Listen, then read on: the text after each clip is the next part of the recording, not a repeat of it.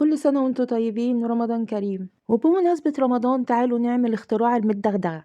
هنعمل معاها 3 صوصات استخداماتهم متعددة.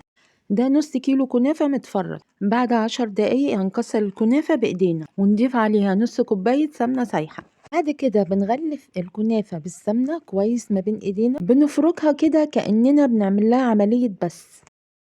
وعلشان تاخد لون ذهبي في التحمير بضيف لها 4 معالق من السكر البودر.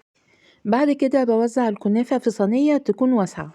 بعد كده بحط الصينية في الفرن على الرف الأولاني في أسفل الفرن، ونشغل الشواية وكل دقيقة نخرجها ونقلبها. في الوقت ده في حلة واسعة على البوتاجاز أحط مجين من السكر، ولما حواف السكر تبقى لونها ذهبي أبتدي بالتقليب. استخدموا انتوا نص المقادير لو مش هتستخدموا الصوص في وصفات تانية. أضيف عليه معلقتين كبار من الزبدة أو السمنة، ولو الزبدة أو السمنة نوعها حلو هتعلي التست معانا. بعد ما دابت السمنة هنزل بمقدار اللبن. ده السبب اللي أنا قلتلكوا عشانه لازم نستخدم حلة واسعة. اللبن هنا مغلي ولسه نازل من على النار حالا. مقدار اللبن قد مقدار السكر. دوبت معلقتين من النشا في معلقتين من اللبن، بضيفهم بعد ذوبان التكتل. بكده نبقى عملنا صوص الكراميل. لكن انتوا لاحظتوا ان انا حطيت ربع معلقة من الملح، وده لاني عايزة احولها لسلطة كراميل. باخد ربع الكمية منها وهي سخنة كده على طول، وبغلف بيها الكنافة اللي اتحمرت، واتأكد اني لما اضغط عليها بايدي تبصر وتبقى متماسكة. تعالوا بقى نعمل صوص السينابون. مكوناته 4 معالق من السكر مع 4 معالق من القرفة، بدوبهم في ربع كوباية من الحليب. نمزجهم كويس مع بعض بدون ما ادوب السكر، وبيتحولوا بالشكل ده لصوص السينابون. بدهن الصينية بزبدة أو سمنة، بدهن كمان الحواف بتاعة الصينية، وبعمل فيها قاعدة من الكنافة الممزوجة بصوص الكراميل.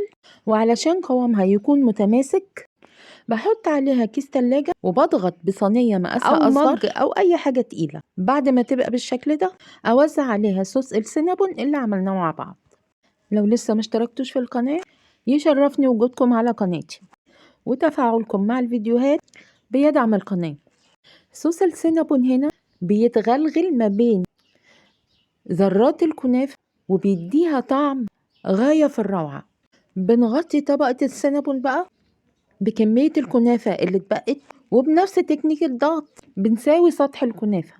ممكن استخدم كاسات بدل الصينية، لكن الحرفية في انها تبقى قطع وهي بدون سيرم او سوائل.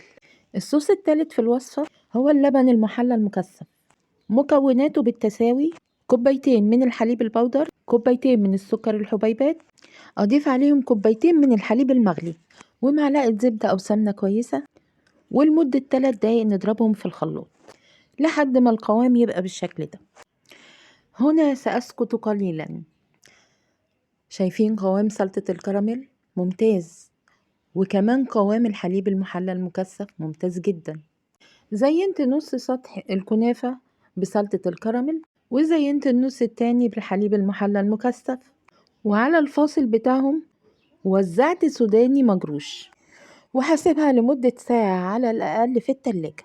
ما تحاولوش تعملوا زي وتقطعوها وهي سخنة علشان هتبقى بالشكل ده.